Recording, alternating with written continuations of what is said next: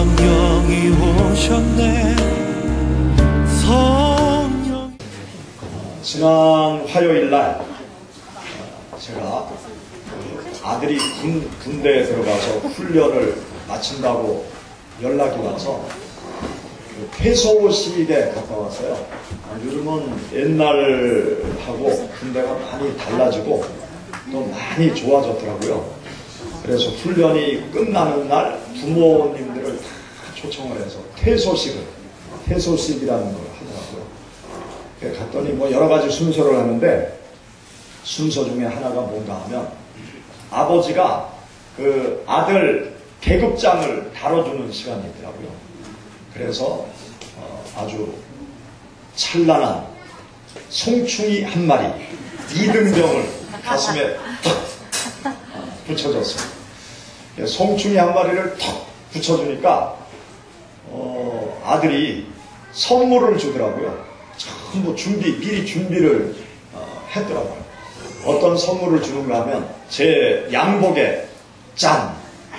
이 카네이션 배지를 다 준비하고 있다가 아버지 가슴에 하나씩 또 엄마한테 하나씩 카네이션 배지를 이렇게 달아주더라고요. 아마 군부대에서 미리 작전을 다 짜가지고 점수를 따려고 준비를 한 것 같아요. 그래서 이 배지를 달고 제가 이제 오늘 여러분 앞에 섰습니다. 제가 이 양복에 이 배지를 꽂으면서 무슨 생각을 했을까요? 예, 아들이 없는 집은 몰라요. 여기 보니까 딸만 있는 집들이 있죠. 딸만 있는 집. 딸만 있는 집은 정말 아들 있는 집에 쫓아가서 인사해야 되겠더라고요. 제가 아들을 군에 보내놓고 보니까 이 군에 간 아들이 생각이 나요. 이 배지를 보면 아들을 생각이 나요. 또 누군가가 제가 이 카네이션 배지를 5월달도 아닌데 이렇게 탁 달고 다니다가 누군가가 저한테 그 배지가 뭐예요? 물어보면 제가 무슨 얘기를 할까요? 아들 얘기를 하겠죠. 아들이 군에 갔는데 이렇게 달아줬다. 딸 가진 집은 이런 거 못 단다. 그런 얘기 하겠죠. 이 배지를 보면서 제가 아들이 군에 가 있는 그것을 생각하고 또 아들을 위해서 기도를 제가 하겠죠. 그리고 물어오는 사람한테 또 아들이 군에 갔다고 이렇게 이야기를 할 것입니다. 우리가 생활을 하면서 보면 우리들의 이 생활 속에 뭔가 기념이 될 만한 물건들을 우리가 가지고 다니고 있어요. 여러분들의 그 생활을 가만히 찾아보면 뭔가 기념이 될 만한 기념물, 그런 것을 아마 한 가지 이상씩 가지고 있을 것입니다. 요즘 젊은 분들은 이렇게 그 이성을 만나가지고 교제를 하면 한 100일 되면 100일 반지를 서로 주고받는다고 해요. 우리가 만난 지 100일이 됐다. 앞으로도 열심히 사귀자. 그러면서 100일 반지를 주고 받는다고 합니다. 그리고 또 같이 이제 결혼을 하게 되면 결혼 반지, 결혼 시계, 결혼 목걸이, 그런 것들을 주고받고 그것을 가지고 다니면서 또 서로에게 큰 의미를 부여해준 그 결혼에 대해서 생각하고 또 이야기를 하죠. 또 아이를 낳게 되면 100일이 되고 돌이 되면 이제 100일 잔치도 하고 돌잔치도 하고 그러면서 또 아이한테 돌반지도 기념으로 해주고 이 돌 팔찌도 100일 팔찌도 해주고 그렇게 우리는 생활을 하고 있습니다. 이렇게 서로 주고받는 기념물, 이 기념물이라는 것은 특징이 있어요. 어떤 특징이 있는가 하면 나 자신을 향해서 어떤 특정된 사건을 생각하게 만들어요. 그 기념물을 기술을 볼 때마다 특정된 사건을 또 기억하게 만드는 것이 이 기념품이라는 것의 특징입니다. 또 다른 사람에게 특정된 사건을 설명할 수 있는 기회가 되어져요. 그리고 다른 사람에게도 그 특정된 사건을 이렇게 상기시켜주는 그러한 역할을 할 수 있는 것이 이 기념물이라는 것입니다. 우리는 생활을 하면서 나를 위해서 타인을 위하여서 기념할 만한 것들을 몸에 지니고 또 사회적으로 보면 기념이 될 만한 동상도 세워놓고 국가적으로도 또 위대한 인물들이 있으면 그 동상을 세워놓고 기억하고 또 그 정신을 기리는 그러한 일들을 사회나 국가도 하고 있는 것을 보게 되었습니다.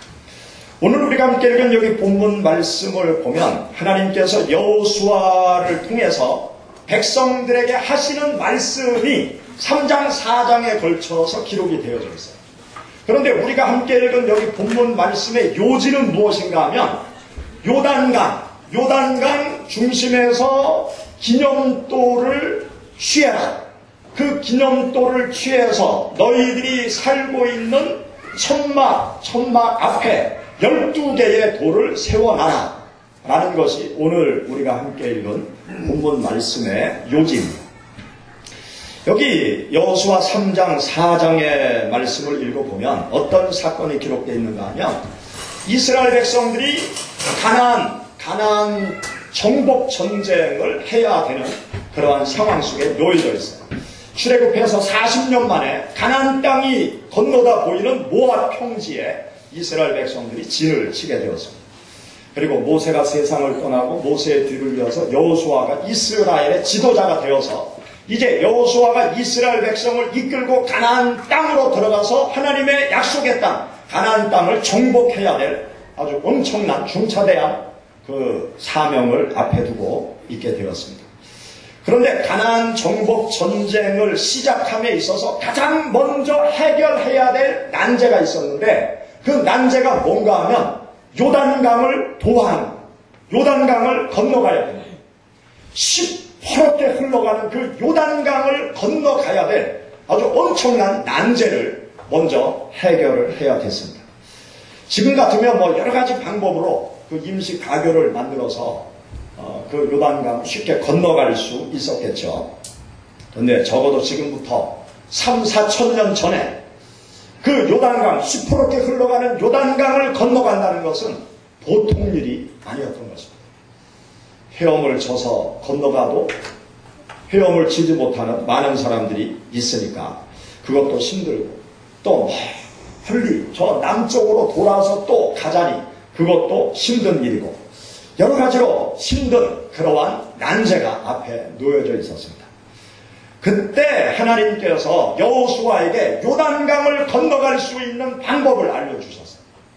어떤 방법을 알려주셨는가 하면 제사장들이 하나님의 법궤를 어깨에 메고 제사장들이 요단강 안으로 걸어 들어가라. 요단강 안으로 들어갈 때 흘러내려오던 요단강 물이 벽처럼 쌓여지게 될 것이다. 그러면 마른 강바닥이 드러날 때 너희는 그 강물을 건너가라. 그렇게 하나님께서 말씀하셨어요. 그 말씀, 하나님의 말씀을 여호수아가 듣고 이스라엘 백성들한테 이야기하죠. 이 이야기를 할 때 어떤 사람들은 아마 그랬을 거예요. 말도 마라. 어찌 그런 일이 생길 것이냐. 어찌 흘러내려오던 물이 댐을 싼 것도 아닌데 벽처럼 쌓여서 물이 멈춰지겠느냐. 그렇게 생각하는 사람도 있겠죠. 그런데 감사하게도 제사장들은 하나님의 말씀대로 하나님의 법궤를 메고 요단강 안으로 들어가면 흘러내려오던 물이 벽처럼 쌓일 것이라는 믿음을 가지고 있었어요. 그래서 제사장들이 강물에 휩쓸려 내려갈 각오를 하고 하나님의 말씀을 믿고 하나님의 법궤를 어깨에 메고 요단강 안으로 처벅처벅 걸어 들어갔어요. 그때 모세가 홍해 바다를 가른 것처럼 흘러내려오던 물이 벽처럼 쌓이기 시작합니다. 그리고 강바닥이 드러나기 시작해요. 이스라엘 백성들이 그 강바닥을 건너가기 시작했던 것입니다. 그렇게 이스라엘 백성들이 요단강을 다 건너갔을 때 하나님께서 어떤 말씀을 하셨는가 하면 제사장들이 요단강 중앙에 하나님의 법궤를 메고 우뚝 서 있는 그 자리에서 12개의 돌을 취해라. 각 지파의 대표들 한 사람씩 뽑아서 힘이 센 대표들을 한 사람씩 뽑아서 큰 돌을 어깨에 메고 바깥으로 나와라. 그리고 나오기 전에 그 12명의 대표들이 요단강 중앙에 큰 돌을 취해서 기념으로 12개의 돌을 세워놔라. 그리고 큰 돌을 하나씩 걸머매고 바깥으로 나와서 너희들이 천막을 치고 있는 그 천막 앞에 12개의 돌을 세워 놓아라. 그렇게 하나님께서 여호수아를 통해서 이스라엘 백성들에게 명령하셨습니다.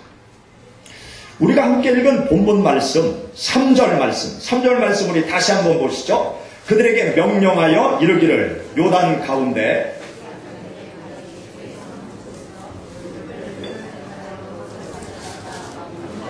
너희가 유숙할 그곳에 두게 하라 하시니라. 하나님의 법궤를 맨 제사장들이 강 중앙에 서 있었어요. 그리고 제사장들이 서 있는 그 발 앞에서 12개의 돌을 취하라는 거죠. 그 돌을 취해다가 자기들의 천막 앞에 12개의 돌을 세워놓으라고 말씀하셨습니다. 하나님께서 이렇게 강 중심에서 하나님의 법궤가 서 있는, 법궤를 메고 제사장들이 서 있는 그곳에서 12개의 돌을 취해다가 자신들의 삶의 거처 앞에 12개의 돌을 세워놓으라고 말씀하시는 이유가 있었어요. 그 이유가 무엇인가 하면 6절, 7절에 보면 그 이유에 대해서 하나님께서 말씀하십니다. 우리 다 같이 읽어보시죠. 이것이 너희 중에 표징이 되리라. 9일에 너희의 자손들이 물어 이르되 이 돌들은 무슨 뜻이냐 하거든 그들에게 이르기를 요단 물이 여호와의 언약궤 앞에서 끊어졌나니 요단을 건널 때 요단 물이 끊어졌으므로 이 돌들이 이스라엘 자손에게 영원히 기념이 되리라 하라 하니라. 아멘. 여기 보면 하나님께서 요단강 중심에서 12개의 돌을 취해다가 자신들의 천막 앞에 12개의 돌을 세워놓으라고 말씀하신 이유가 바로 여기 기록되어 있습니다. 하나님께서 기적으로 흘러내려오던 물을 멈춰서게 하시고 우리를 마른 땅 지나듯이 요단강을 건너게 하셨다라는 것을 이스라엘 백성들이 영원히 기억하도록 하기 위해서, 그리고 이스라엘 백성들이 자식을 낳아서 그 자녀, 손자, 증손자들이 할아버지 이 돌이 뭐예요? 왜 돌 12개가 여기 서 있습니까? 그렇게 물어보면 하나님께서 우리가 가나안 땅으로 들어올 때 요단강을 건너야 되는데 하나님께서 기적으로 흘러내려오던 물을 멈춰서게 하셔서 요단강을 마른 땅처럼 건너오도록 하나님이 우리를 도우셨다. 그것을 후손들에게 이야기해 주라는 거죠. 후손들이 그 돌을 보면서 하나님의 기적의 축복의 사건을 기억하도록 그 기념돌을 굳게 세워 놓아라. 그렇게 하나님께서 말씀하신 것입니다. 이 요단강 중심에서 하나님의 법궤를 맨 제사장들의 발 앞에서 기념돌을 취해서 그들의 삶의 거처에 12개 세워 놓은 이유는, 첫째는 이스라엘 백성, 지금 이때 당시 살고 있었던 이스라엘 백성들을 위해서 그렇게 하신 거죠. 매일마다 살아가면서 매일마다 그 돌을 바라보면서 야, 하나님이 정말 놀랍게 우리를 요단강을 건너게 하셨구나. 참, 하나님 감사합니다. 늘 하나님의 은혜와 하나님의 돌봄을 생각하면서 살아가도록 하기 위해서 그 돌을 세워놓으라고, 기념돌을 세워놓으라고 말씀합니다.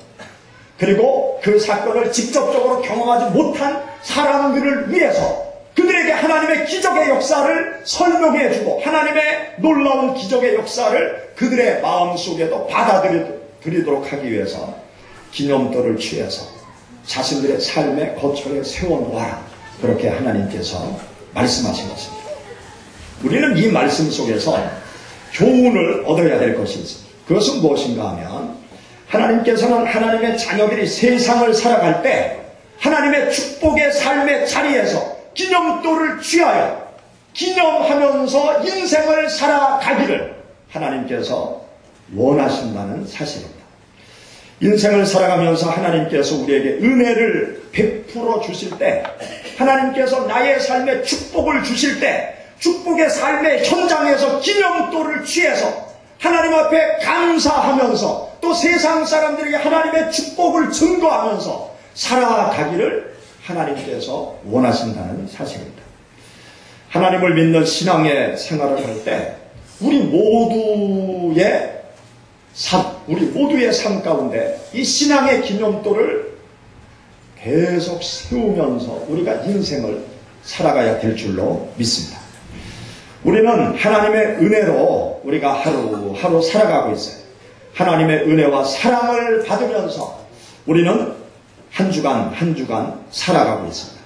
하나님의 은혜와 사랑을 받으면서 살아가는 우리들, 삶의 순간순간 감사한 일이 있을 때마다 감사의 현장에서 기념도를 취해서 하나님 앞에 감사로 영광 돌리는 삶을 살아가요. 그렇게 살아가면 나 자신에게도 유익하고 또 다른 사람에게 하나님의 살아계심을 우리가 드러내면서 살아갈 수가 있는 것이죠. 주일마다 여러분들이 예배 드릴 때 하나님 앞에 예물을 드리는 시간이 있죠. 하나님 앞에 예물을 드릴 때 제가 이렇게 그 예물을 소개하는데, 감사의 제목을 가지고 감사의 예물을 드리는 많은 분들이 있어요. 그 내용들을 보면 하나님 직장에서 승진하게 해주셔서 감사합니다. 하나님 우리 자녀들 대학에 합격하게 해주셔서 감사합니다. 하나님 임용고시에 합격하게 해줘서 감사합니다. 하나님 요번에 무슨 계약이 잘 성립될 수 있도록 도와주셔서 감사합니다. 또 한 학년을 잘 마치게 해주셔서 감사합니다. 올해도 하나님 인도해 주세요. 여러 가지 그 감사의 제목을 구체적으로 적어서 하나님 앞에 감사의 예물을 드리는 분들이 많이 있어요. 감사한 일들이 있을 때 감사의 내용을 기억하며 감사의 내용을 적어서 거기에 예물을 담아 하나님 앞에 감사로 영광 돌리는 일, 이것이 바로 신앙의 기념도를 하나님 앞에 이렇게 탁 세우는, 하나님 감사합니다. 또 다른 사람에게도 하나님의 은혜가 정말 고맙고 감사합니다 라고 또 다른 사람에게 증거하는 일이 되는 것이죠. 우리가 신앙생활을 하면서 이 신앙의 기념도를 세우는 일, 우리들의 신앙생활에 아주 큰 유익함이 있습니다. 여러분 한번 생각해 보세요. 감사한 일이 있을 때 그냥 혼자만 감사하네, 하나님 감사합니다, 혼자만 감사합니다, 혼자. 그리고 우리 가족끼리만 감사합니다. 좋은 얘기는 바깥으로 새나가고 나쁜 일이 생긴다고 하니까 감사합니다. 그냥 혼자만 감사하고 그냥 새나가지 않도록 그냥 감사합니다. 그렇게 생활을 하는 분과 감사의 현장에서 감사의 감사의 제목을 구체적으로 이렇게 적어가지고 하나님 앞에 하나님 이렇게 해주셔서 감사합니다. 하나님 정말 고맙습니다. 그렇게 감사의 현장에서 감사의 기도 제목을 적어서 하나님 앞에 감사로 영광 돌리는 사람과 신앙생활 하는데 어떤 게 유익할 것 같으세요? 어떤 게? 여러분들이 나름대로 다 판단을 하실 것입니다. 저는 분명코 자신 있게 말씀드릴 수 있어요. 그냥 혼자만 감사하는 것보다 감사의 현장에서 감사의 제목을 적어서 하나님 앞에 감사로 영광 돌리는 것이 나에게 훨씬 유익하다. 또 다른 사람에게도 유익함을 줄 수 있다. 그렇게 생각을 합니다. 우리가 감사의 현장에서 감사의 제목을 찾아서 하나님 앞에 감사로 영광 돌리는 일은요, 하나님을 향해서 감사하는 신앙의 표현이죠. 그리고 하나님께서 도우셨음을 내 스스로가 인정하는 신앙의 표현이에요. 그리고 그것이 나 자신의 신앙생활의 교육을 스스로 또 시킬 수가 있습니다. 그리고 주위 사람들에게 하나님께서 도우심에 대해서 이야기할 수 있는 일을 통해서 또 하나님의 살아계심을 증거할 수 있는 기회가 되는 것이죠. 여러분들이 하나님을 믿는 신앙의 생활을 할 때 하나님께서 축복을 주시고 은혜를 주셨을 때 그 축복의 현장에서 감사의 기념도를 취해서 하나님 앞에 감사로 영광 돌리면서 하나님을 섬겨 나가시기를 주의 이름으로 축원합니다. 또한 우리는 어떤 감사의 어떤 기념, 신앙의 기념도를 세워야 되는가 하면 이 11조의 기념도, 11조의 기념도를 우리가 세워서 하나님께 영광을 돌려야 됩니다. 하나님께서는 하나님의 자녀들에게 한 달 한 달 살아가면서 이 수입의 현장에서 11조의 기념도를 하나님 앞에 세우기를 하나님께서 원하세요. 우리의 생활을 가만히 살펴보면요, 우리가 여러 종류의 11조를 이미 내고 있어요. 교회에서만 11조 이야기를 하는 게 아니고요, 우리가 여러 종류의 11조를 내고 있어요. 예를 들어서 제가 마트에 가서 콜라 한 병을 샀어요. 그럼 요 콜라 한 병을 사가지고 내가 이제 먹으려고 하면 돈을 내야 되잖아요. 그러면 그 영수증을 자세히 보면 물건값이 있어요. 요게 물건값이 3,000원이에요. 콜라 한 병 큰 거예요. 3,000원. 그러면 물건값 3,000원.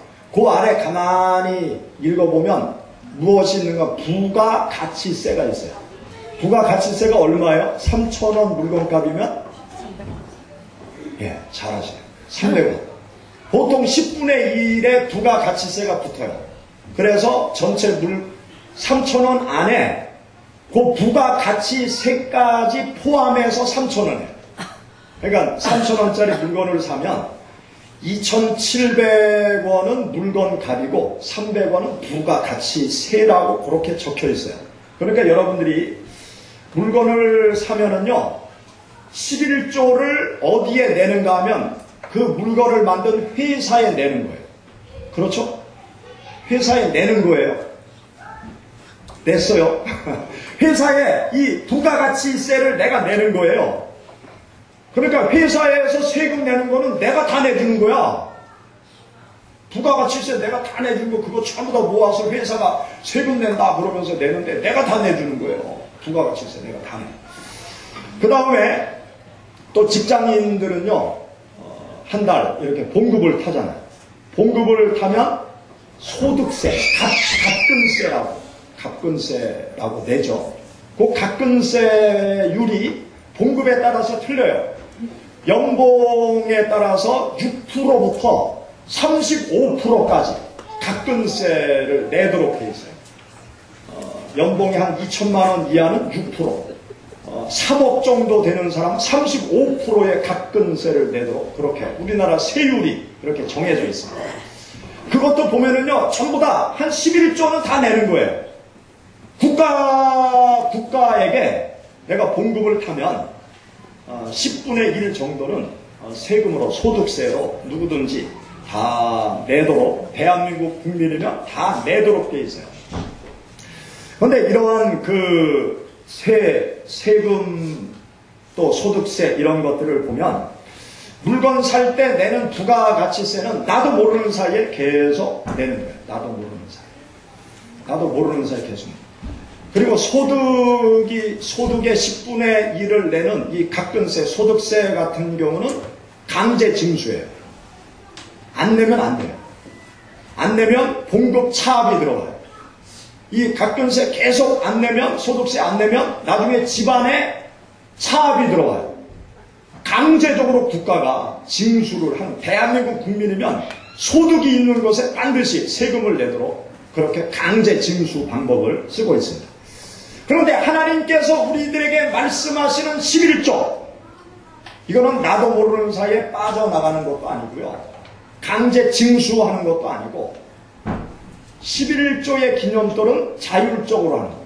어떻게 하는 거라고요? 자율적으로. 하고 싶으면 하고, 하기 싫으면 어떻게 한다? 만다. 자율이라니까요. 하고 싶으면 하고, 하기 싫으면 말고.